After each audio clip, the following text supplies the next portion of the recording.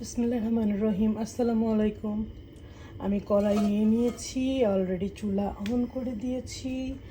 এখন একটু তেল দিয়ে দিই। আজকে আমি রান্না করব ইলিশ মাছের ঝোল।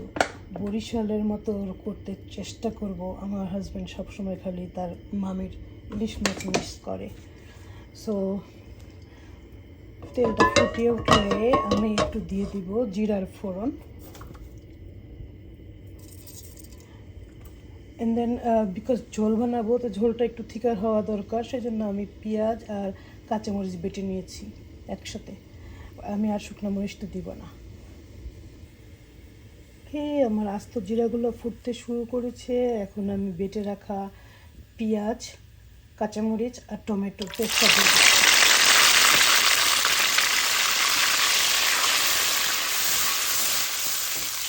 এটাকে একটু ভেজে নেব পেঁয়াজের গন্ধটা যাওয়ার আগ পর্যন্ত। তারপর আমি একটু আদা রসুন বাটা এর জন্য দিব যে আমাদের মাছটা ফ্রোজেন ছিল, অনেক দিনের, কবে যে প্যাকেট করছে তার কোনো ঠিক নেই। পেঁয়াজটা আমি ভালো করে ভেজে নিয়েছি, পেঁয়াজের গন্ধটা চলে গেছে। এখন পেঁয়াজ আর তেল আলাদা আলাদা হয়ে যাচ্ছে। তার আগে আমি এটার মধ্যে দিয়ে দিব 1 চা চামচ আদা রসুনের পেস্ট। বিকজ আগেই বলেছি মাছটা ফ্রোজেন, সেটার গন্ধ যেন না হয়। দিয়ে দিব আধা চামচের চেয়েও কম একটু হলুদ, অ্যান্ড দেন লবণ। এটার মধ্যে আমি আর কিছু দেবো না, বিকজ গ্রামের মানুষটা বেশি মশলা ইউজ করে না। লবণও দিয়ে দিলাম। এখন এটাকে আমি ভালোভাবে কষাইয়ে নিয়ে তারপরে এটার মধ্যে মাছটা দেবো। তো আমি আমার মশলাটাকে অফ ক্যামেরায় 2-3 মিনিট ভালো করে কষাইয়ে নিচ্ছি। এখন আমি দিয়ে দিব আমার মাছগুলি। মাছগুলি এপাশ ওপাশ 2-3 মিনিট করে রাখবো, তারপরে দিব ঝোলটা। তো ইউজুয়ালি আমি ফ্রোজেন মাছটা রান্না করি ভেজে, কিন্তু যেহেতু আমি চাচ্ছি আমার এই ইলিশ খেয়ে আমার হাজব্যান্ড তার মামির হাতের ইলিশের রান্না ভুলে যায়, সেই জন্য আমি আজকে মাছটা ভাজলাম না।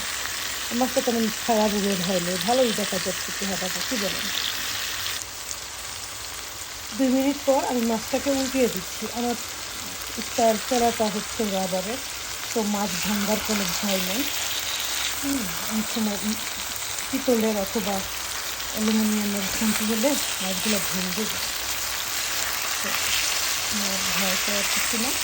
তারপর আমি আবার এটাকে ঢেকে 3 মিনিটের মতো রাখবো। এগুলোকে ঢেকে 3 মিনিটের মতো রাখবো। আমি 3 মিনিট পর ফিরে এসেছি। এখন আমি এটাকে আর স্প্যাচারা দিব না, এটাকে শুধু এভাবে ঢাকাবো। অ্যান্ড দেন এটার মধ্যে আমি পরিমাণ মতো পানি দিয়ে দিচ্ছি ঝোল করার জন্য।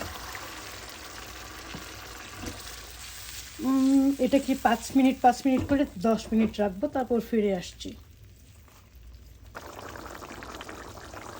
5 মিনিট পরে এসে আমি কাঁচামরিচ দিয়ে দিলাম, আস্ত কাঁচামরিচ, আর 5 মিনিট রাখবো, তারপরে শেষ। আমি এটার মধ্যে ধনে পাতাও দিব না আর জিরা পাউডারও দিব না, তাহলে ইলিশের গন্ধটা নষ্ট হয়ে যাবে। এমনিতেই তো ফ্রোজেন মাছ, ফ্রোজেন মাছের জন্য অবশ্য আমি ইউজ করি দু পেঁয়াজাতে, বাট এই ঝোলটাতে আমি আর কিছু দিব না, অ্যাজ ইট ইজ দ্যাট। এই হচ্ছে আমার ইলিশ মাছের ফাইনাল লুক। আপনারা দেখে বলেন কেমন হয়েছে, আপনাদের ভাই খেয়ে বলবে কেমন হয়েছে। আশা করি তাকে খুশি করতে পারবো। সে সবসময় তার মামির রান্না করা বরিশালের ইলিশ মাছ খুব মিস করে। এরপর থেকে যেন এভাবেই খেতে চায়। সবার ভালো লাগলে লাইক, ফলো, কমেন্ট দিতে ভুলবেন না। প্লিজ শেয়ার করে দিয়েন। আল্লাহ হাফিজ।